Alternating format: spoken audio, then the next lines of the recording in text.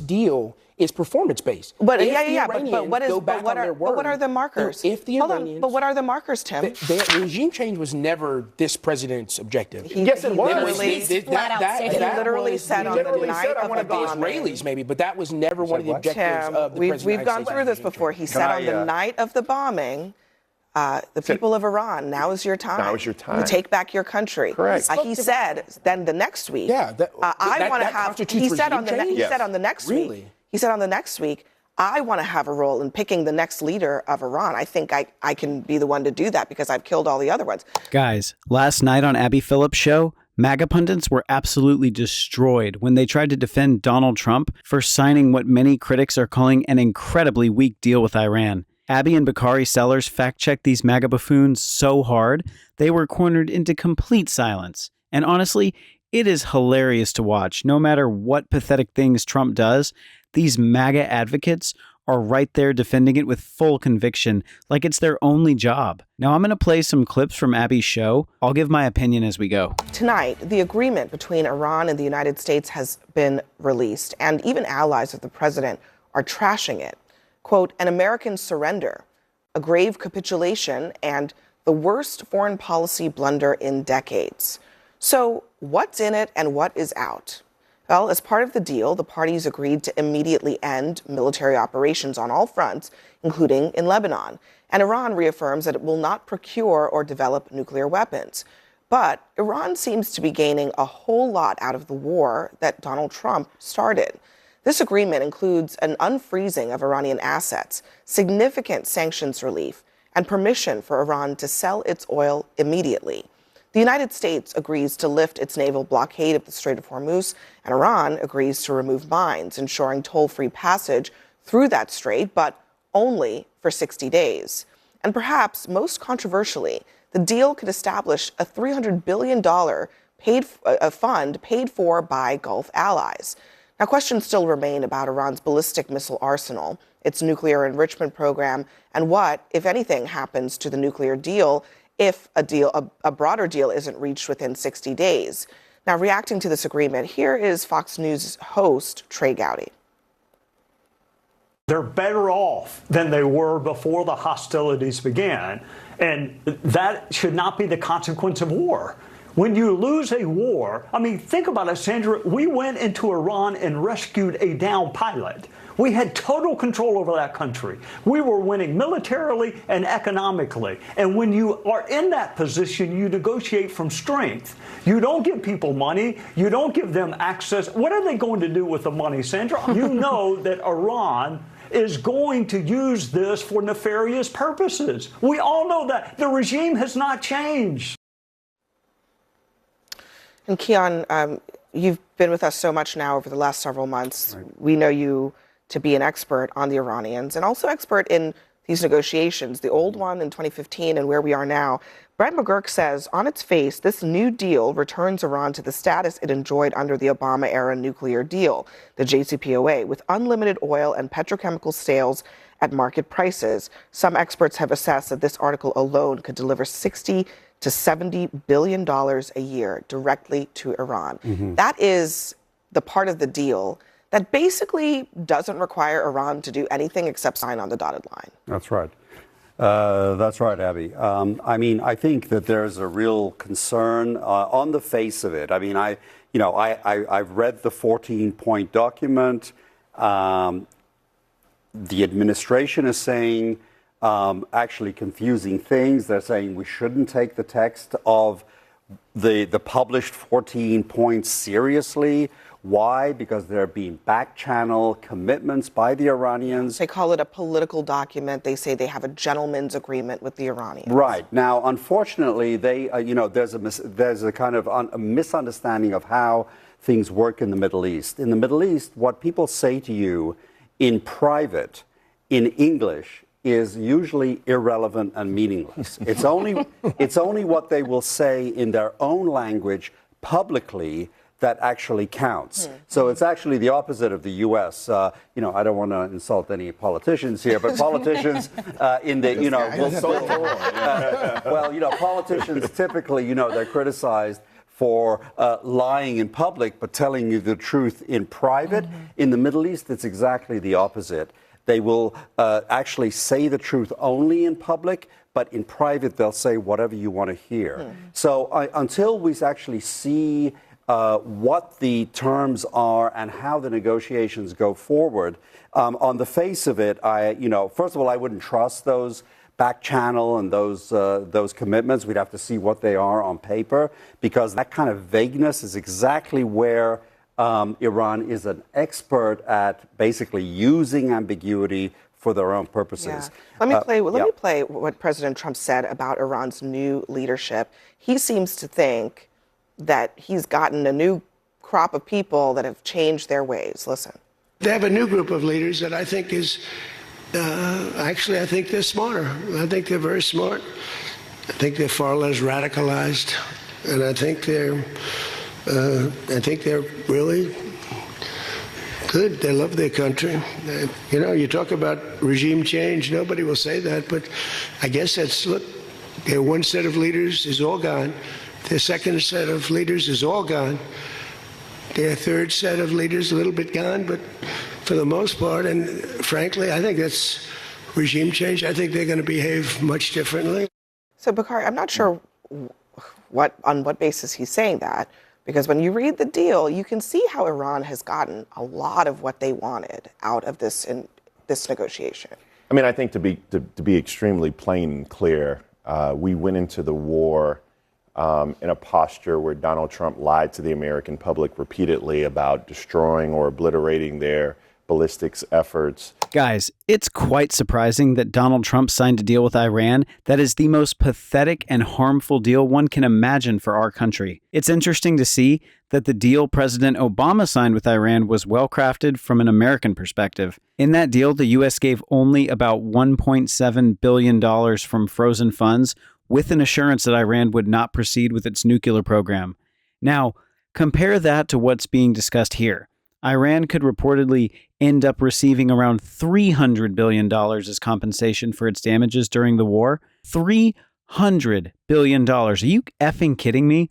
And guys, the funniest part is Trump got nothing more than what Iran promised to the Obama administration, that they would not become a nuclear power. And these MAGA creeps are defending this orange man's stupid acts that have brought him to his knees against Iran. Going in and deteriorating their nuclear arsenal. At the end of the day, we lost American lives and soldiers. We paid the Iranian government $300 billion in reparations. Well, we haven't paid that yet. We will. It is a fund that would be established. It was a fund. Okay. We spent $30 million or $29 million in fighting the war. We've lifted sanctions on Iran. And let me just say something. Very rarely do you get Bakari Sellers, Trey Gowdy, and Nikki Haley, like all great South Carolinians, singing from the same sheet of music on the fact that Donald Trump lost the war. I mean, let's be extremely clear. I mean, when people watch this show, they watch it for the exchange of ideas and the breadth of honesty. But there's not one person who can come on this show and say that our objectives were met. Barack Obama went in, and I have a ton of friends who tell me all the time that the deal was not as strong as they wanted it to be. But we spent about $1.8 billion. A lot of that was unfrozen Iranian assets. We actually were able to secure 98% of their enriched uranium. They were further away from a nuclear weapon than they are today. That may not have been the 100% success that people wanted, but Donald Trump ripped that up and also ripped up our global standing, and we went backwards. So, I mean, he just asked, can anyone defend it? Can you? Well, I mean, first I would start with a series of questions. Who paid Iran $300 billion? Well, it's a fund that will be. It's in paragraph As I explained, hold on. We haven't done that hold on. yet. Well, as I explained, the text of the deal establishes, it posits that there would be a fund that the United States would facilitate being established for the reconstruction of Iran. Right. It suggests that the Gulf states would play a role in funding that fund. Right. So there are parts of it that are vague, but it promises to the Iranians up to $300 billion in funds to rebuild the country that we destroyed. Although I'll just add, I'll just add, it says the mechanism for the implementation of that will be finalized only as part of a final deal. So that part of it is not going to start on Friday. But, right. And so this is where accuracy matters, right? You can't say on national television that the president is given. Well, Tim, I corrected him on that. Did, and I'm but there are other points about the one thing that isn't in dispute that happens as of today, apparently, is that the oil sanctions are lifted. Mm-hmm. So that is happening right now. Absolutely. So that's hold on. Let me let 60 him to 70 billion. Start from that point. The point I'll start from is this total mischaracterization that Donald Trump lost the war. First of all, the one objective, the strategic objective that the president was very clear about from day one was that we did not want them to procure a nuclear weapon. In that deal, one of those 14 points is Iran coming to the table and saying, we will not. Let me ask can I ask you a very simple question? I let you finish. Go ahead, because I want you to ask, say, was that in the JCPOA I know, but or not? I let you finish. There we go. So that's in one of those points, right, is that we don't get a nuclear weapon, a nuclear-armed Iran. That was the one strategic objective the president had going into this, and that's victory. And so I don't know why. Can I ask you a simple question? Was that in the JCPOA or not? Was it word for word or not? Actually, because I'm glad you asked. The JCPOA actually just gave a landing strip for the Iranians it literally to said get the to same a nuclear thing. weapon. So it didn't. This is total and complete. We will not produce, and we will. Hold on a second. We will destroy our enriched uranium. But hold on a second. Hold on a second, Tim. And before you jump in, Stephen. Hold on. Before you jump in, Stephen. The JCPOA said that Iran would under no circumstances ever obtain a nuclear weapon. And in fact, this deal contemplates that, because what it says is that Iran reiterates what they say has been their longstanding stance, that they would not have a nuclear weapon. Now, I think what you're referring to is the fact that the JCPOA had sunset provisions for the limits that they had on nuclear enrichment. That is true. That's right. However, you also have to acknowledge that this deal has absolutely zero provisions when it comes to the fate of Iran's nuclear enrichment program and its nuclear weapons. No, that's not true, Abby. This deal is performance-based. But but what are the markers? If the Iranians, but what are the markers, Tim? If the Iranians start producing a nuclear weapon again, if there's evidence of that, they have to allow the proper regulatory authorities in the country. But hold on. And if they report that something otherwise is happening, we'll pick back up. But hold on a second. Guys, Trump and his brainless administration decided to start this war without any clear goal in sight.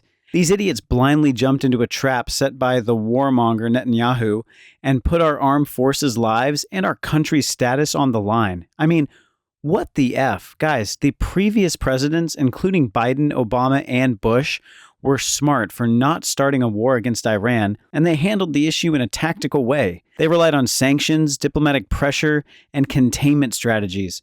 And now look where we are. Just because of the foolishness of Trump and his cronies, if sanctions are lifted and Iran regains broad access to international trade, oil exports, foreign investments, the country's economy could receive a huge boost.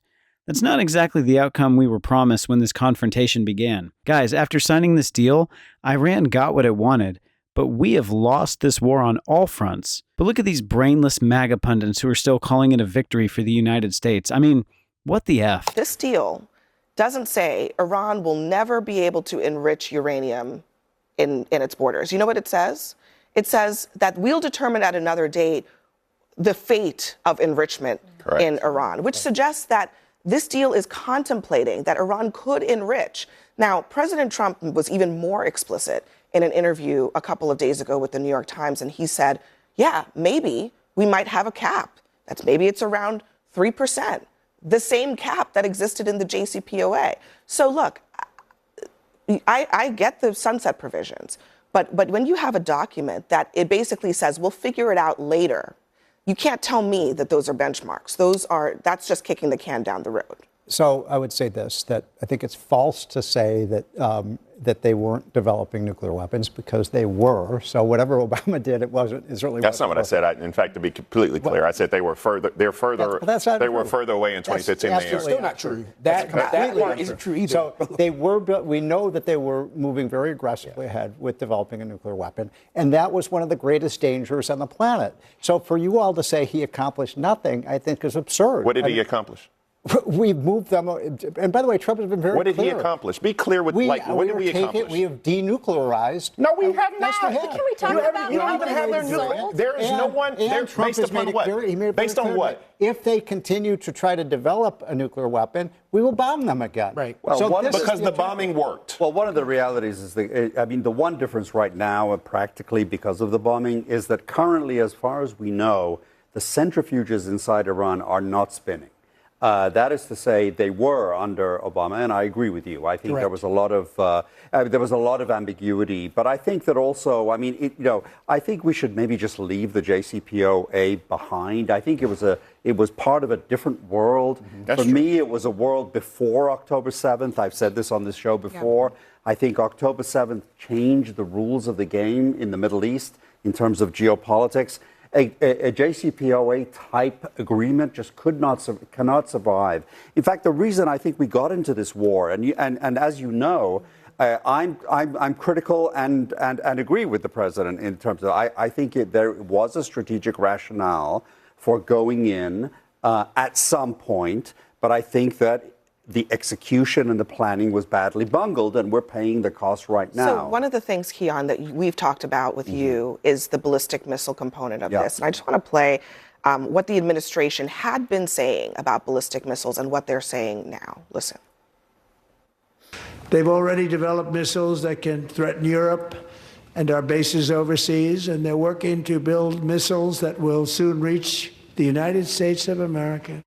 We're going to destroy their Navy, we're going to destroy their Air Force, and we are going to significantly destroy their missile launchers so they can never hide behind these things to get a nuclear weapon. This operation is a clear, devastating, decisive mission. Destroy the missile threat, destroy the Navy, no nukes.